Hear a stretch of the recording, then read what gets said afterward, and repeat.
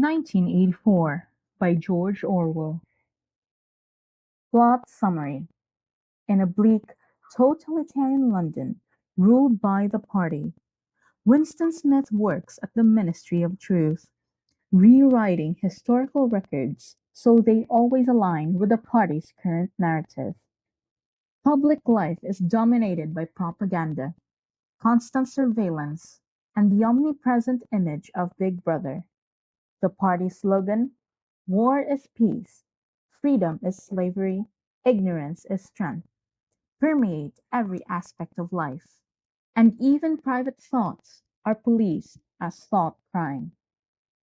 Privately, Winston despises the Party and dreams of rebellion.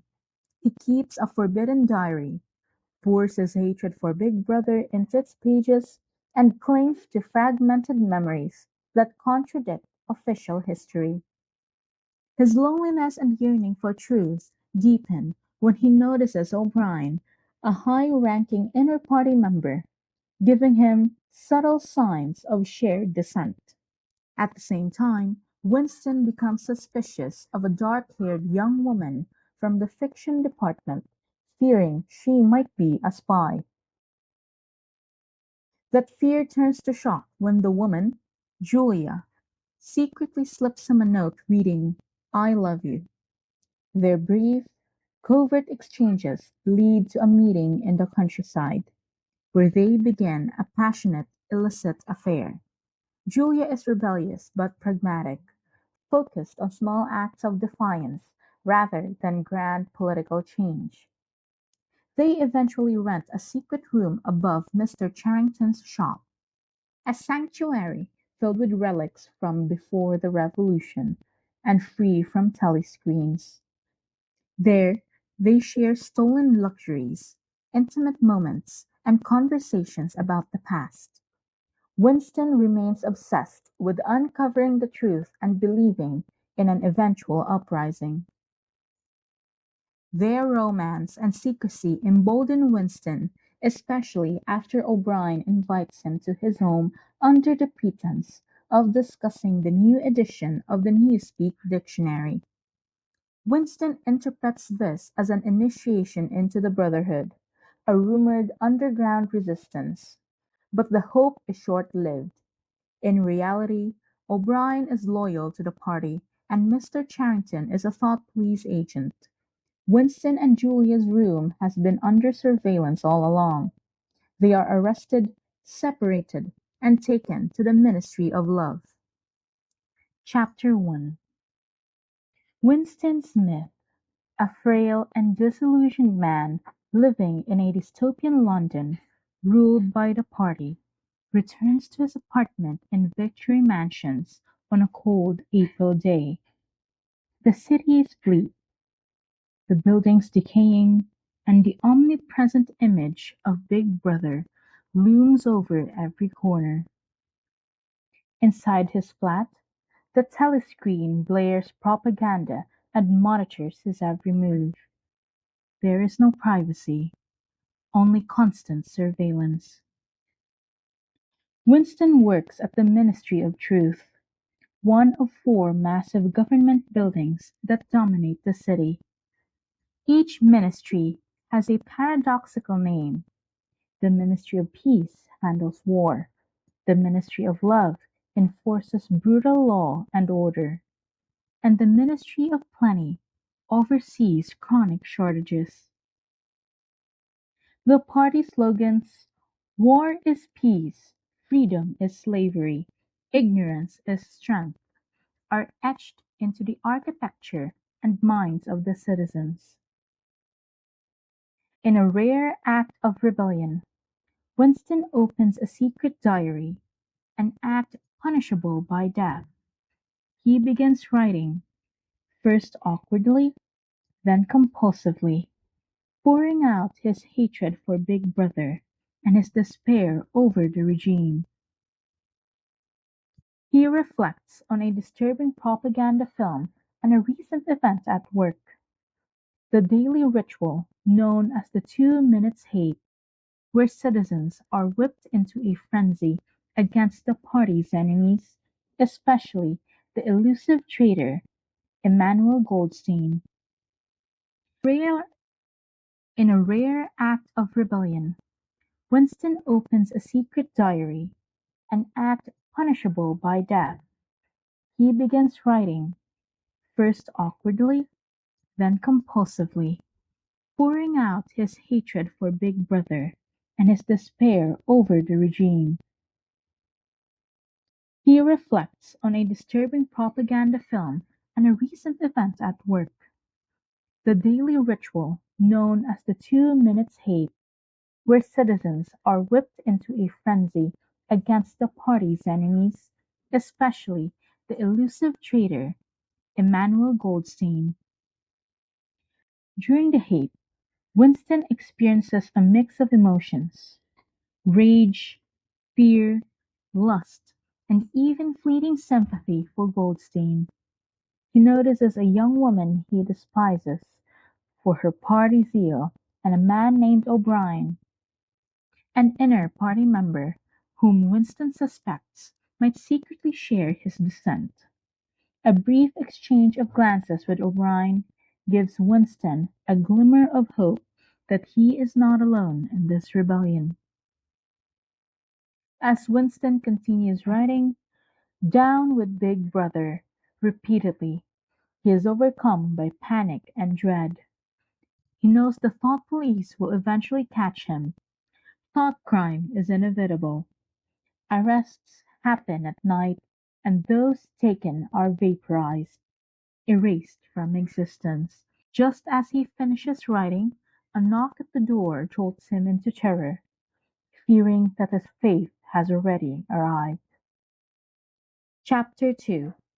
Winston is momentarily terrified when someone knocks at his door, fearing the thought police have come for him. But it was only Mrs. Parsons, his weary neighbor, asking for help with a blocked sink.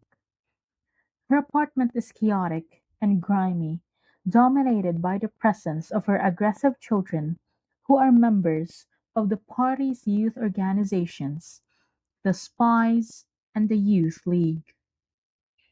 While Winston unclogs the sink, the children burst in, accusing him of being a traitor and a thought criminal, mimicking party rhetoric with disturbing intensity. Their desire to witness a public hanging reveals how deeply indoctrinated they are. Winston reflects on how children are trained to spy on their parents, turning family into a source of fear and surveillance. Back in his own flat, Winston contemplates the terrifying power of the party and the futility of resistance. He recalls a dream from years ago in which O'Brien, a mysterious inner party member, told him, "We shall meet in the place where there is no darkness." This phrase has haunted Winston ever since, symbolizing a vague hope of rebellion or understanding. The telescreen announces a military victory, followed by a reduction in the chocolate ration, an example of how the party manipulates truth and reality. Winston feels isolated and hopeless, questioning whether anyone else shares his dissent. He reflects on the party's slogans: "War is peace, freedom is slavery, ignorance is strength," and the omnipresence of Big Brother, whose eyes seem to follow him everywhere, despite knowing he is already doomed. Winston writes a defiant message in his diary, a greeting to a future where truth and freedom exists. He acknowledges that thought crime is death and resolves to stay alive as long as possible. He hides the diary with a subtle trace of dust to detect if it has been discovered, knowing full well that secrecy is temporary in a world where even thoughts are policed. Chapter 3. Winston dreams of his mother and sister lost during the purges of the 1950s. In the dream, they are sinking beneath him into dark water, sacrificing themselves so he could live. The memory evokes a sense of tragic love and loyalty, emotions that no longer exist in the party's world. Winston realizes that true sorrow and dignity have been erased from society, replaced by fear and hatred.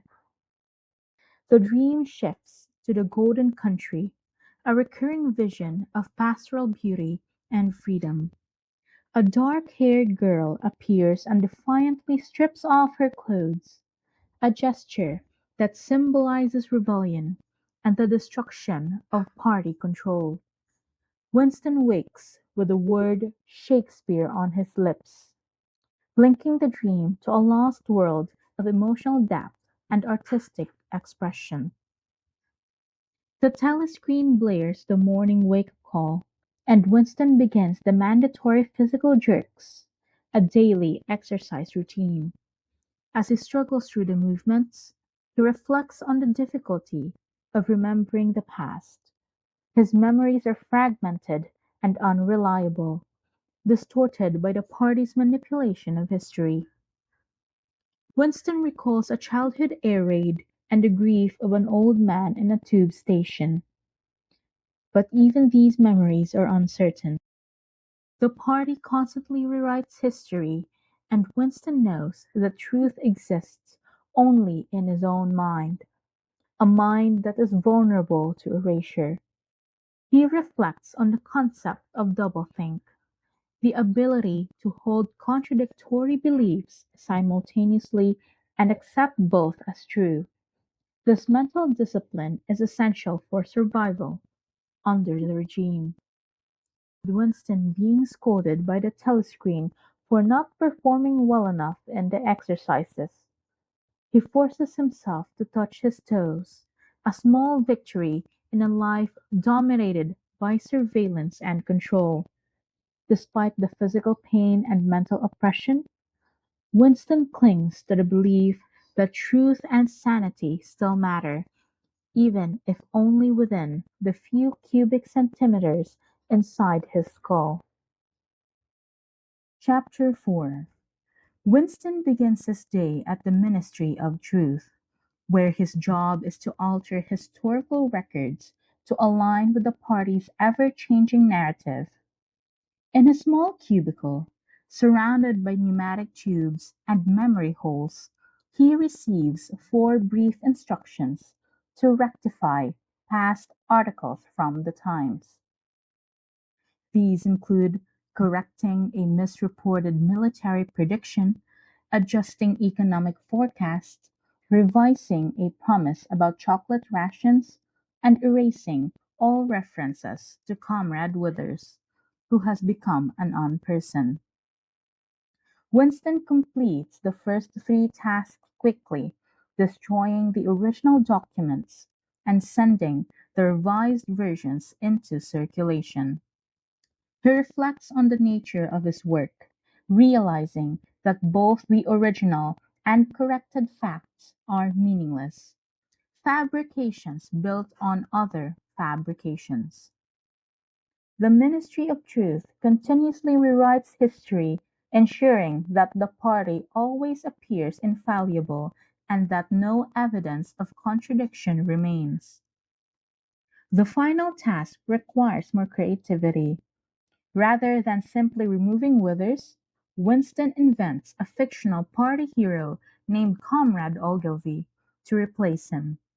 Ogilvy is portrayed as a model citizen who lived and died in total devotion to the party, complete with fabricated biography and heroic death.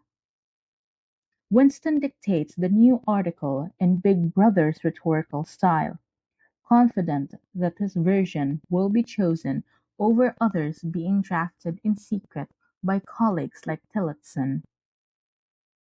As he finishes, he reflects on the eerie power of forgery. Comrade Ogilvy, who never existed in the present, now exists in the past, as real and documented as any historical figure. The lie becomes truth, and the truth is erased. Chapter 5. In the crowded underground canteen of the Ministry of Truth, Winston shares lunch with Syme, a philologist working on the 11th edition of the Newspeak Dictionary. Syme is intelligent, zealous, and disturbingly enthusiastic about the destruction of language. He explains that Newspeak's goal is to eliminate words and narrow thought, making thought crime literally impossible. Winston listens uneasily, recognizing that Syme's clarity and intellect make him a likely candidate for vaporization. Syme believes that by 2050, no one will be capable of understanding conversations like theirs, and that orthodoxy will mean unconsciousness. Their conversation is interrupted by Parsons, Winston's sweaty, childishly enthusiastic neighbor who collects a contribution for Hate Week. Parsons proudly recounts how his daughter turned in a suspicious man based on his shoes, showing the frightening extent of indoctrination among children. As the telescreen blares triumphant statistics from the Ministry of Plenty, Winston reflects bitterly on the squalor of everyday life and the party's manipulation of memory. He wonders whether anyone else remembers that the chocolate ration was actually reduced, not increased, and suspects that only he retains such memories. Winston's unease deepens when he notices the dark-haired girl from the fiction department watching him intently. Her repeated proximity and sidelong glances fill him with dread. She might be spying on him. He recalls the concept of face crime, the danger of betraying unorthodox thoughts through unconscious expressions. As the lunch hour ends, Parsons boasts about his children's zeal for spying, including setting fire to a woman's skirt for using a Big Brother poster as wrapping paper. The telescreen signals the return to work, and Winston's last bit of tobacco falls from his cigarette, a small but symbolic loss in a life of constant deprivation. Chapter 6.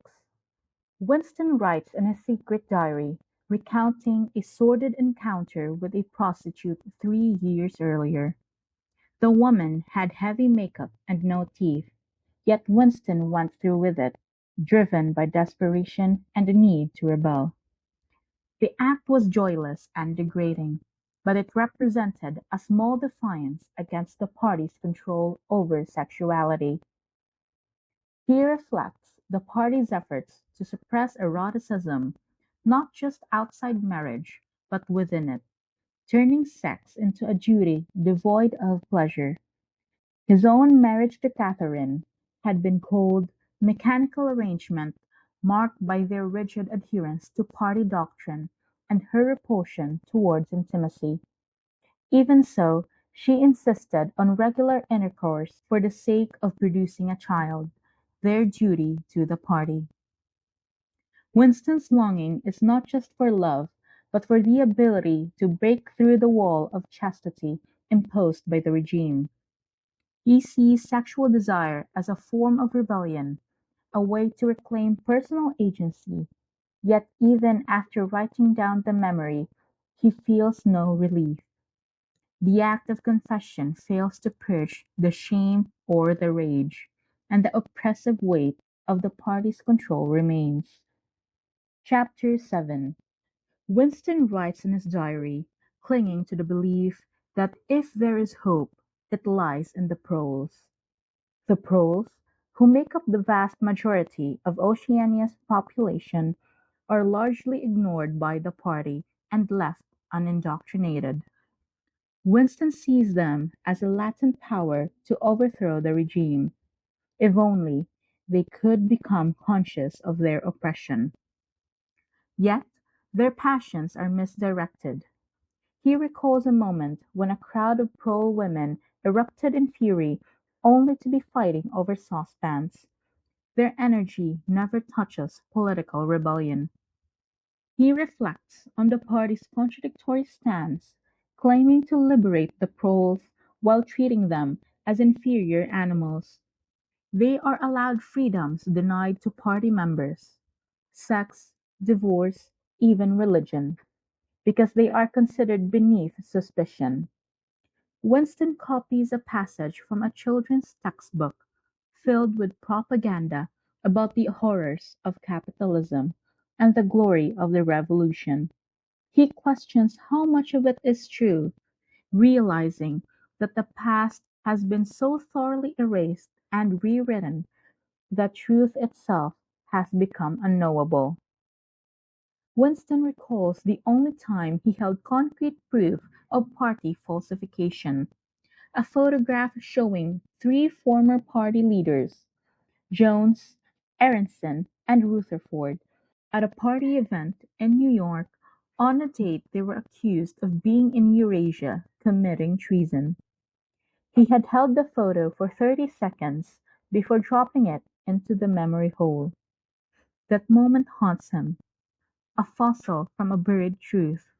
He wonders whether the party's grip on reality is weakened by the fact that truth once existed, even if only briefly. As he wrestles with the party's manipulation of reality, Winston questions his own sanity. If truth is defined by consensus, then being a minority of one might mean being mad. Yet he clings to the belief that objective reality exists, that stones are hard, water is wet, and 2 plus 2 equals 4. He writes in his diary as if speaking to O'Brien, whom he believes is secretly on his side. In a final act of defiance, Winston writes, "Freedom is the freedom to say that 2 plus 2 makes 4. If that is granted, all else follows." Chapter 8. Winston skips another evening at the community center and wanders alone through the prole districts. A dangerous act of own life, or individualism. The streets are chaotic and alive, filled with poverty, broken windows, and people who seem unaware of their own oppression. A rocket bomb explodes nearby, killing several people, but life resumes almost immediately. Winston reflects again on the idea that if there is hope, it lies in the prose, though the reality around him makes that hope feel increasingly fragile. He observes a group of proles arguing passionately over lottery numbers, their only real source of excitement and hope. Winston knows the lottery is largely a sham, with most major prizes going to fictitious winners, but the proles remain devoted to it. Their energy and memory are impressive, yet misdirected. Winston follows an elderly man into a pub, hoping to ask him about life before the Revolution, but the man's memories are fragmented and trivial, focused on beer prices, top hats, and a single incident of being shoved on the pavement. Winston grows increasingly frustrated, realizing that even those who lived through the Old World cannot recall it clearly. The past is slipping away, with it any hope of reclaiming truth. He then finds himself outside the junk shop where he had bought his diary, despite having sworn never to return. He enters and speaks with the kindly old proprietor, Mr. Charrington. The shop is filled with dusty relics, most of them worthless, but Winston is drawn to a glass paperweight containing a piece of coral. He buys it impulsively, enchanted by its beauty and the sense that it belongs to a different, forgotten world. Mr. Charrington shows Winston a room upstairs, a quiet, lived-in space with no telescreen. The room evokes a deep nostalgia in Winston, a longing for privacy, comfort, and peace. He imagines renting it, though he knows the idea is reckless. A rhyme from Mr. Charrington's childhood. Oranges and lemons, say the bells of St. Clement, lingers in Winston's mind, evoking a ghostly sense of lost London. As Winston leaves the shop, he is startled to see the dark-haired girl from the fiction department walking toward him. She looks him in the eye and walks on. The encounter confirms his fear. She is spying on him. Paralyzed by dread, Winston considers violent retaliation, but is too weak to act. He returns home, drinking Victory gin, and tries to write in his diary, but the telescreen's blaring voice and his own physical pain overwhelm him. He reflects on the inevitability of arrest, torture, and death. The party's control is absolute, not just over actions, but over memory, truth, and even the body's ability to resist. He tries to summon the image of O'Brien, who had once said, "We shall meet in the place where there is no darkness." But the face of Big Brother intrudes, and the party slogan echo once more. War is peace, freedom is slavery, ignorance is strength. Chapter 9. Winston receives a shocking note from Julia that simply reads, "I love you." This unexpected message ignites a surge of hope and desire, transforming her from a suspected enemy to a symbol of human connection and rebellion. Over the following days, Winston struggles to find a way to speak with her, navigating the oppressive surveillance of the party and the unpredictability of their schedules. After several failed attempts, a chance encounter in the canteen allows them to exchange brief, coded words. They arrange to meet in Victory Square, where a passing convoy of Eurasian prisoners provides cover for their next whispered conversation. Julia gives Winston precise instructions for a secret rendezvous in the countryside, demonstrating her confidence and expertise in evading the party's watchful eye. Their final moment in the crowd, a fleeting handclasp, is charged with intimacy and defiance.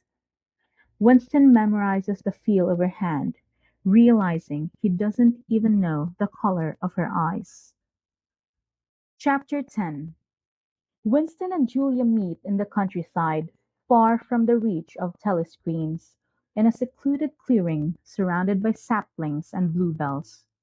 The natural setting, warm, quiet, and alive, offers a rare moment of peace and privacy. Julia, confident and experienced, leads Winston to the hideout she discovered during a party hike. Her ease in navigating secrecy reassures him, though he remains self-conscious and uncertain. Their first physical embrace is hesitant, more symbolic than sensual.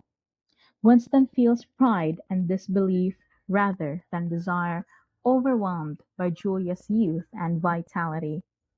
But as the afternoon unfolds, their intimacy deepens.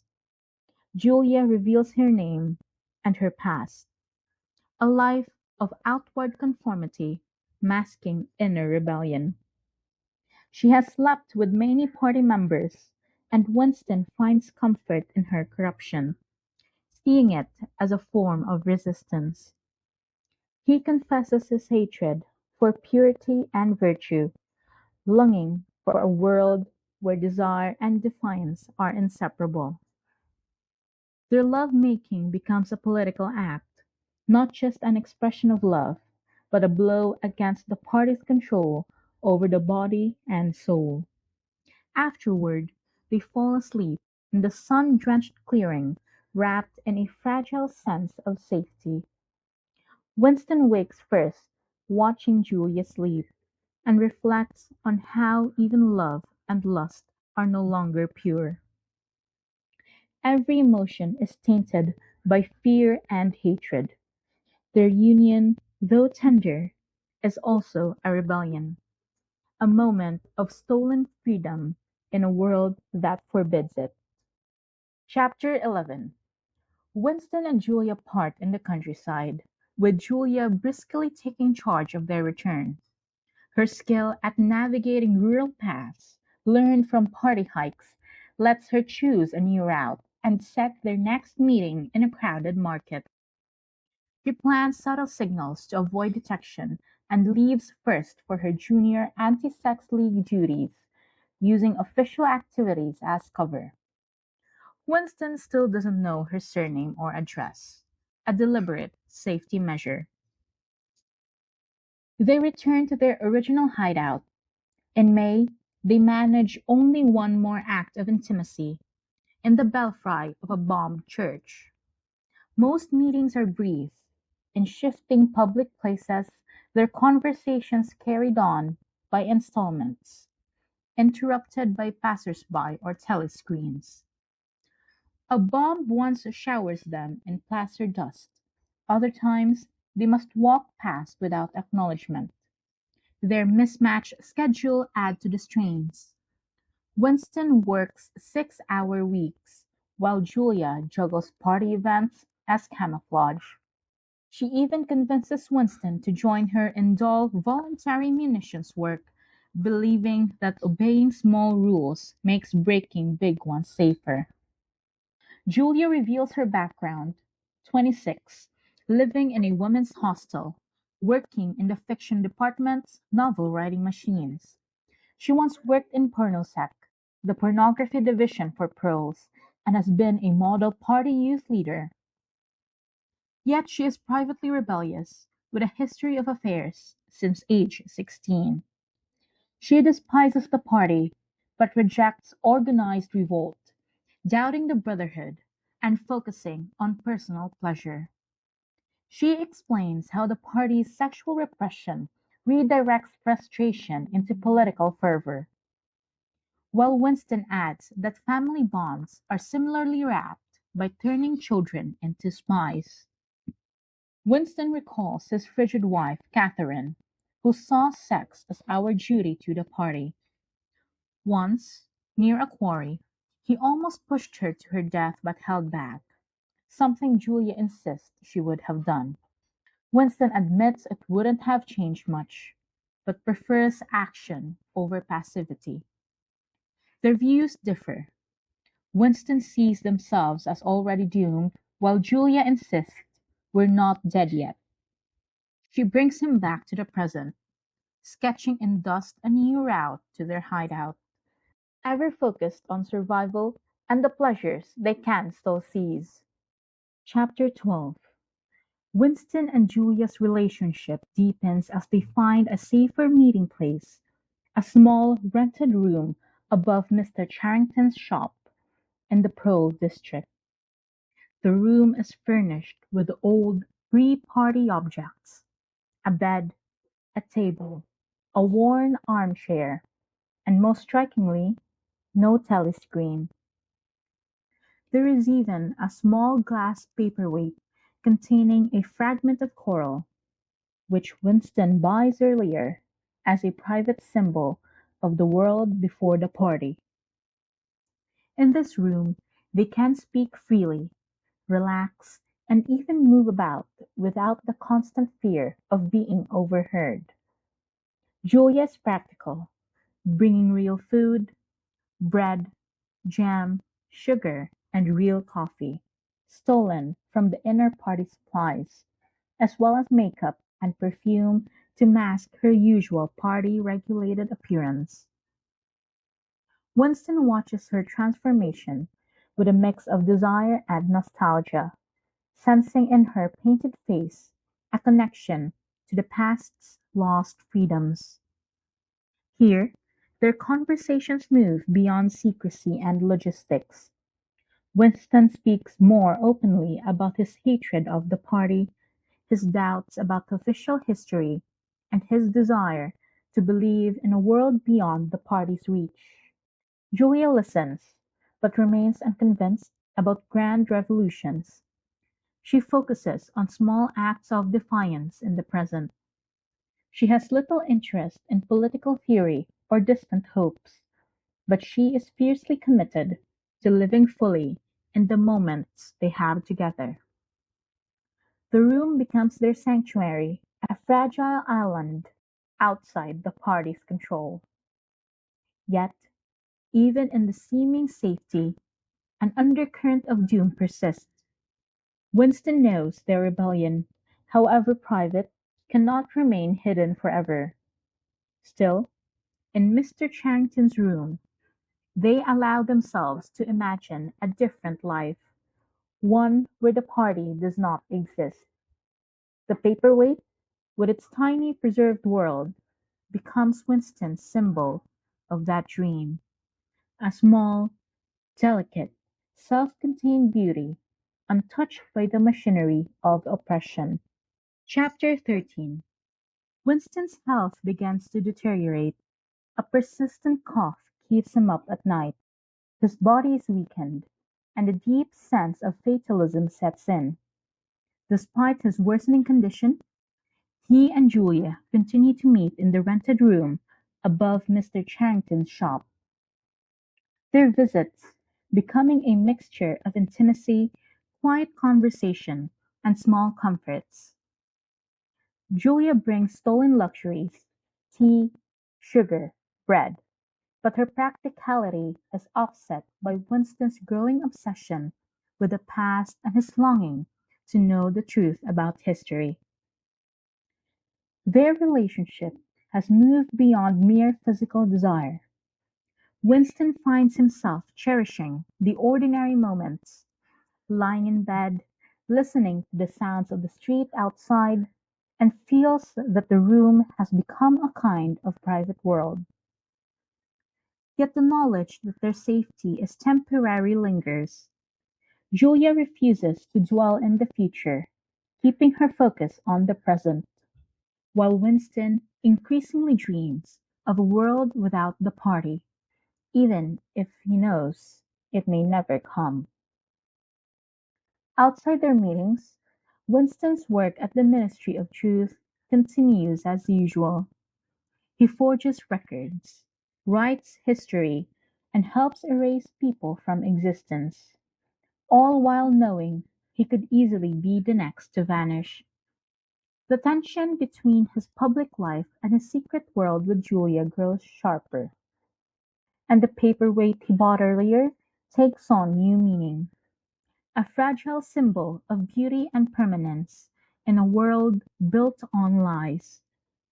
But even as they cling to their stolen moments, Winston senses the slow tightening of the net around him. Chapter 14. Winston finally receives the long-anticipated sign that draws him closer to the secret world he has dreamed about. Walking down a ministry corridor, the same place where Julia had once slipped him a note, he senses someone behind him and turns to find O'Brien. The encounter feels charged with significance. Winston's initial impulse is to flee, but O'Brien's calm, almost courteous demeanor disarms him. Speaking with deliberate friendliness, O'Brien compliments Winston's work on Newspeak in the Times, then makes an oblique and dangerous reference to Syme, an unperson whose very mention is forbidden. This coded acknowledgment is unmistakable to Winston. It is a signal that O'Brien shares his dissent. O'Brien steers the conversation towards the new, unpublished 10th edition of the Newspeak Dictionary and suggests that Winston might like to see it. Casually, and in full view of a telescreen, he writes down his home address in a small notebook and hands it over. The gesture is both ordinary and loaded with meaning. An open invitation to contact him, a rare breach in the rigid secrecy of party life. Winston memorizes the address and later destroys the paper, knowing that directories don't exist and such information can only be obtained through personal exchange. The entire interaction lasts only minutes, yet for Winston, it is a decisive proof that the conspiracy against the party is real and that he now stands at its threshold. He is certain he will visit O'Brien, whether soon or after a delay, because the path he is on feels inevitable. A chain of steps that began with his first rebellious thought, continued with the diary, and now moves toward open action. In his mind, the final destination will be the ministry of love. The awareness brings both excitement and dread. Even as O'Brien spoke, Winston had felt a chill, a sensation like stepping into a grave he has always known was waiting for him. Chapter 15. Winston wakes from a dream with tears in his eyes. Julia, still half asleep beside him, murmurs a question. But Winston struggles to explain, for the dream is bound up with a long buried memory. In the dream, his life had unfolded like a serene landscape after the rain, all contained within the glass paperweight. Its curved surface, the dome of the sky, suffused with a gentle, endless light.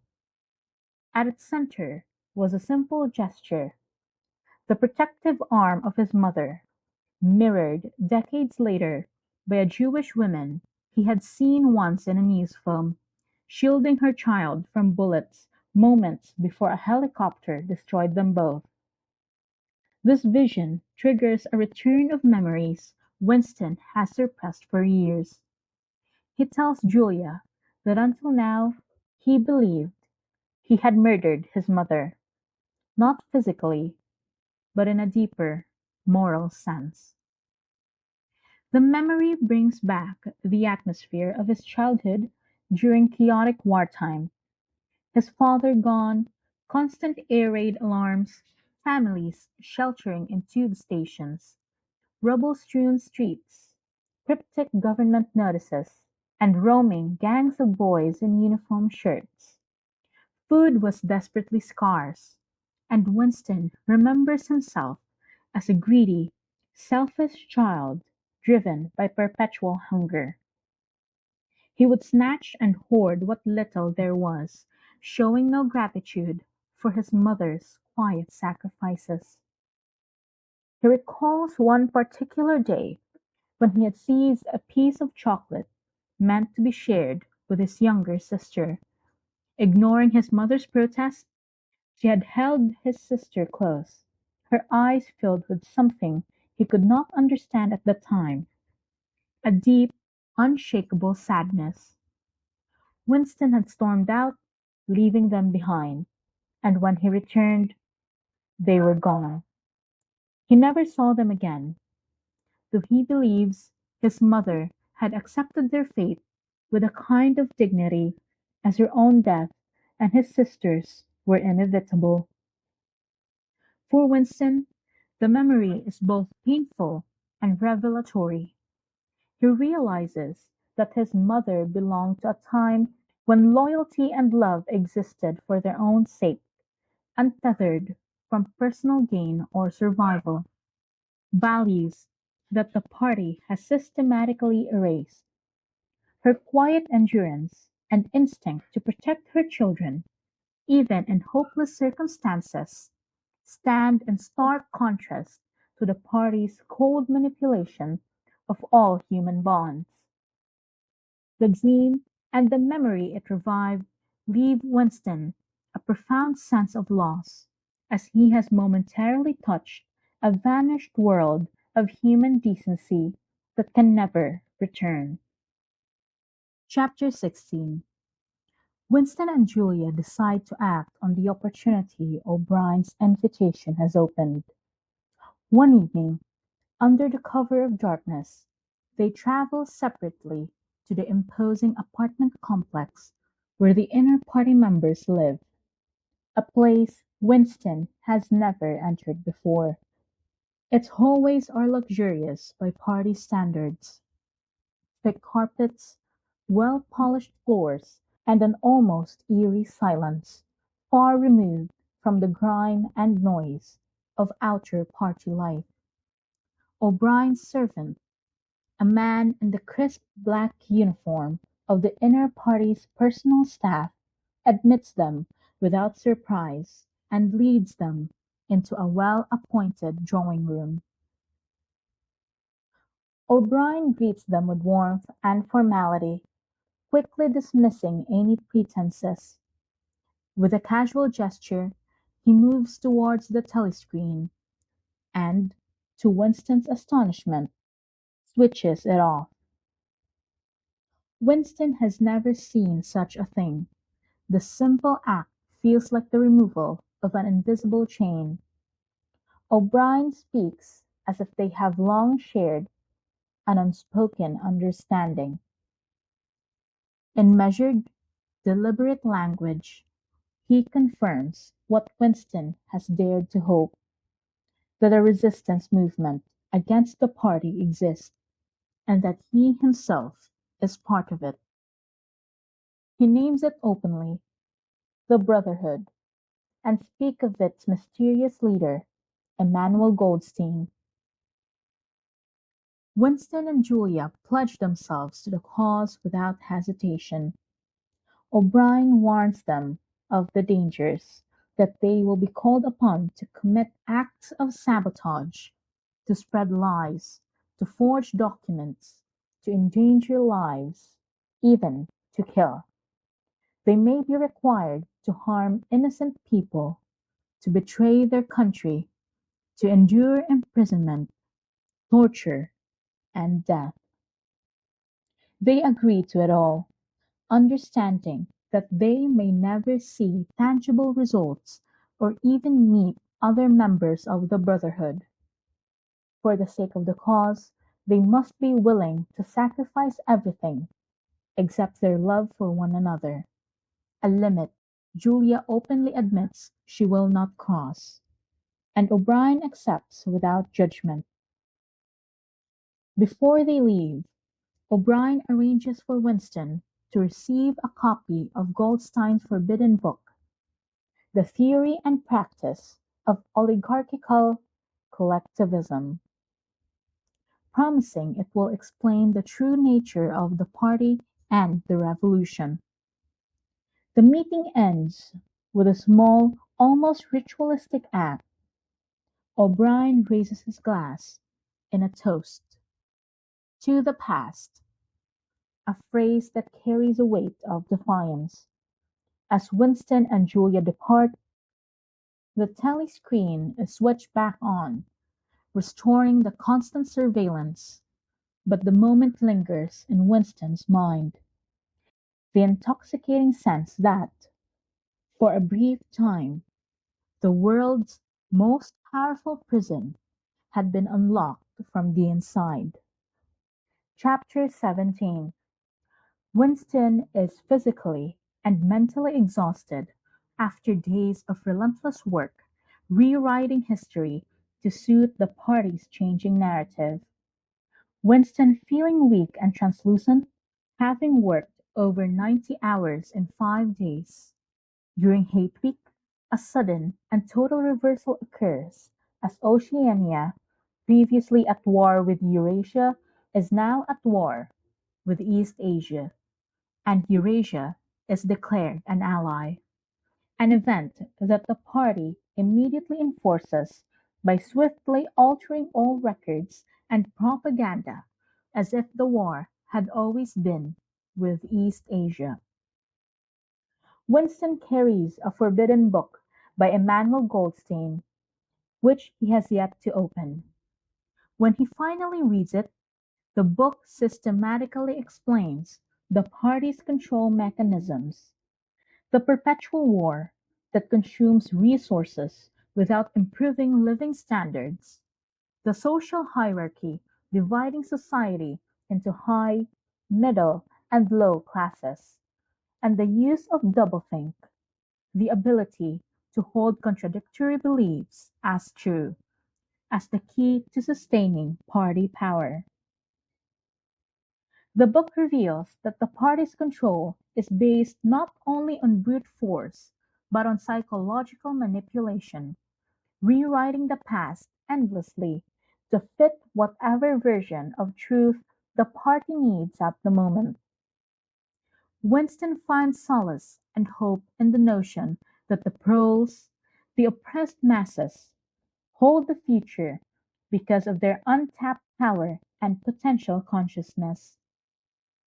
As Winston and Julia share this intimate moment away from the ever watchful telescreens, they are suddenly betrayed by Mr. Charrington, who reveals himself as a thought police agent.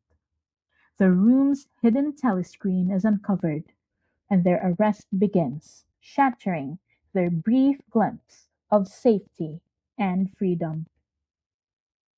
Chapter 18. Winston is in a stark, windowless cell of the Ministry of Love, filled with cold light and surveilled by telescreens. He is hungry, aching, and uncertain of the time or place.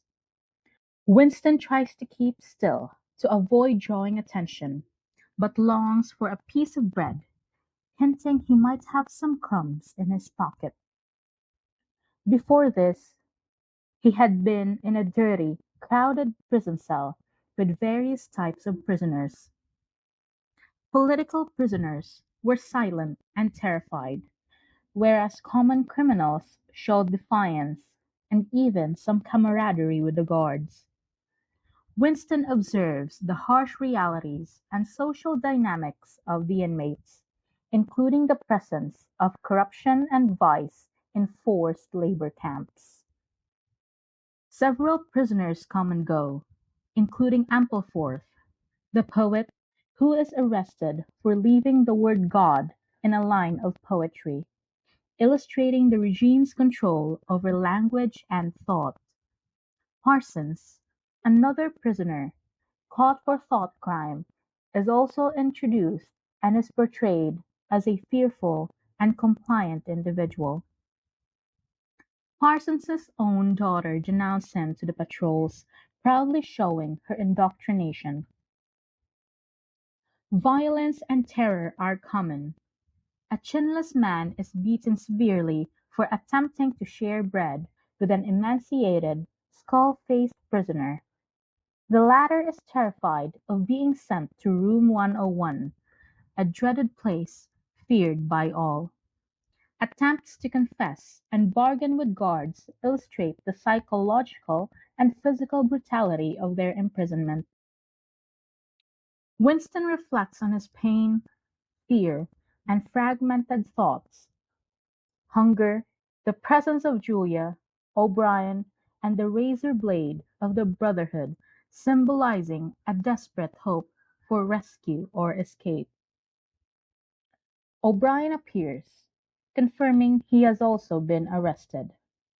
The moment is charged with shock and pain when a guard brutally hits Winston's elbow, emphasizing the immense physical suffering faced and dispelling any illusions about enduring or confronting pain heroically. Chapter 19.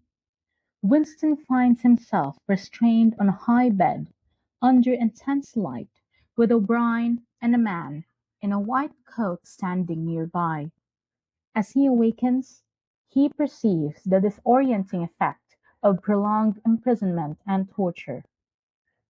His memories are fragmented, and he recalls brutal beatings and interrogations inflicted by men in black uniforms and later by party intellectuals. These sessions combine physical pain with psychological torment, aimed at breaking his spirit and forcing confessions to fabricated crimes. O'Brien, his primary interrogator, reveals himself as both tormentor and protector, guiding Winston through a process meant to destroy his mental resistance. O'Brien explains the party's goal, not merely to punish, but to cure Winston by making him accept the party's version of reality, obliterating his independent thought and memory. Using a painful device connected to a dial, O'Brien forces Winston to accept lies as truth, such as accepting that 2 plus 2 equals 5, and punishes him until he complies. Winston experiences moments of false clarity where he believes what O'Brien says, then relapses into confusion and pain. O'Brien talks about how the party breaks down and changes its enemies, not just physically, but by forcing them to internalize party beliefs, removing all dissent from their minds before destroying them.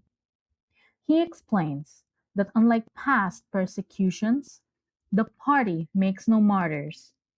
Once broken, the victim genuinely loves Big Brother and is entirely loyal.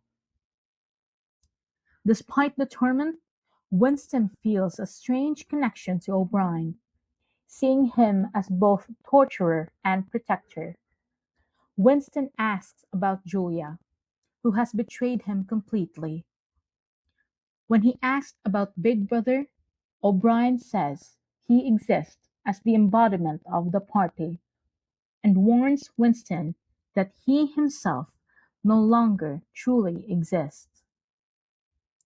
Finally, Winston asks what is in room 101, and O'Brien answers that everyone knows, suggesting something universally feared. The session ends with Winston slipping into a deep sleep via tranquilizing injection, his mind further controlled by the party's power. Chapter 20. Winston lies strapped to the bed, with bonds loosening slowly. O'Brien tells him there are three stages of reintegration: learning, understanding, and acceptance. And now, Winston is to enter the second stage. O'Brien reveals that he co-wrote Goldstein's book and dismisses its revolutionary ideas as nonsense because the party's rule is eternal and unchallengeable. When Winston struggles to understand why the party seeks power, O'Brien declares that the party pursues power solely for its own sake, not for wealth, happiness, or any good cause. The party's goal is pure power, maintained forever, through any means necessary. O'Brien explains that power is collective; the individual gains power only by losing their identity and merging with the party. Reality itself is controlled by the party's mind. External facts like climate or gravity are irrelevant because the party can create or erase them through doublethink. Winston tries to resist, citing physical reality and nature, but O'Brien crushes these objections, teaching him that the party controls perception and memory. Power lies in making people suffer and obey, inflicting pain to reshape minds, and destroy all other feelings except fear, rage, triumph, and self-abasement. The party will erase love, loyalty, friendship, curiosity, and art, replacing them with obsession for Big Brother and endless domination. O'Brien paints a grim, eternal future: unceasing terror, betrayals, and purges, with the heretic always crushed and remade to love the party. Winston protests that such a world cannot endure, but O'Brien asserts the party's immortality transcends individual suffering or collapse. O'Brien forces Winston to stand before a three-sided mirror, confronting the emaciated, diseased, aged shell he has become after months of torture. Winston is overwhelmed with pity and shame. O'Brien insists Winston accepted this fate when he rebelled, and that all his suffering has broken him physically and mentally. Despite everything, Winston clings to the idea that he has not betrayed Julia in spirit, even though he revealed all their secrets under torture. O'Brien acknowledges this nuisance, deepening Winston's complex feelings of reverence and submission. Finally, Winston asks when they will shoot him. O'Brien says he might live for a long time yet, as he is in a difficult case, but assures him everyone is eventually cured, broken to the party's will, before death. Chapter 21. Winston is now much healthier and stronger, with better living conditions in the cell. He receives meals regularly, hygiene care, clean clothes, and even new dentures. His physical recovery allows him to slowly regain strength and mobility, although he is humiliated by the things he cannot do at first. Over time, he begins exercising, regains muscle control, and grows proud of his recovering body. His mind gradually becomes active again, and he begins re-educating himself with the party slogans and ideology. He writes down accepted truths like freedom is slavery and two and two make five. He practices crime stop, training himself to ignore or reject any contradictory thoughts to party doctrine. Despite full intellectual acceptance, deep inside, Winston still harbors suppressed hatred for the party and love for Julia.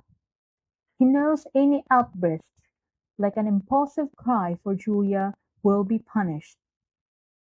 He understands he must hide such feelings, even from himself, concealing them as a secret part of his mind.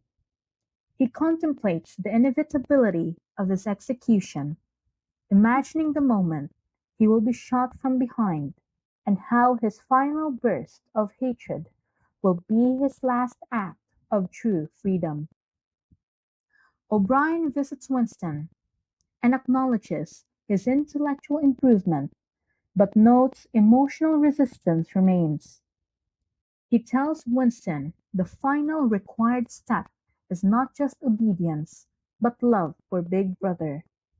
O'Brien then orders Winston to Room 101, signaling the next phase of his re-education. Chapter 22. Winston is strapped upright in a chair deep underground in Room 101, a place feared by all prisoners. O'Brien explains that Room 101 contains the worst thing in the world, unique to each person. For Winston, it is rats, caged and ready to be unleashed on him. As the cage with the rats is brought closer, Winston feels a terrifying panic, understanding the horrifying fate awaiting him. O'Brien explains that the rats will attack and burrow into his face if released, a punishment Winston instinctively cannot withstand. Despite his desperate fight against the panic, Winston realizes that his only hope to survive is to protect himself by turning the torture onto someone else, by directing it at Julia, the woman he loves. In a frenzied plea, he screams for the rats to be unleashed on Julia instead of him. At that moment, he feels himself mentally escape the oppressive scene, imagining falling away into distant space, while O'Brien remains beside him. The cage door clicks shut, meaning the rats have not been released on him, but Winston's betrayal of Julia marks his final surrender to the party's power. Chapter 23. Winston sits alone in the nearly empty Chestnut Tree Cafe, drinking victory gin and listening to the telescreens. The cafe is dimly lit, and the atmosphere is quiet and melancholic. Winston's physical appearance has changed. He has gained weight, but looks coarse and worn. Despite his degraded state, he has a job, albeit a meaningless sinecure, and money to spend at the cafe, where his routine is well known and unbothered. He reflects on the news of war, particularly the African front, fearing a Eurasian army's advance, which threatens Oceania's territory. Though he tries to focus on the chess problem before him, his mind wanders between hope and despair, wrestling with memories and emotions. Winston encounters Julia by chance in a park. She has changed. Her body stiffened and thicker, and their interaction is cold and devoid of affection. Both confess they betrayed each other during torture, acknowledging that self-preservation had destroyed their feelings for each other. The famous song "Under the Chestnut Tree I Sold You and You Sold Me" plays faintly, symbolizing betrayal and lost humanity. Winston accepts the harsh reality of his life: drinking, meaningless work, and obedience to the party. His mind drifts to a childhood memory with his mother, a brief moment of happiness before she disappeared. A memory he knows might be false, but accepts as such. Suddenly, a trumpet call announces a great victory for Oceania on the African front. The cafe fills with noise and celebration outside, but Winston remains seated, now fully resigned and possessing a chilling clarity. He feels that the final transformation inside him is complete. He has won the struggle within, and now truly loves Big Brother, symbolizing total submission and loss of self.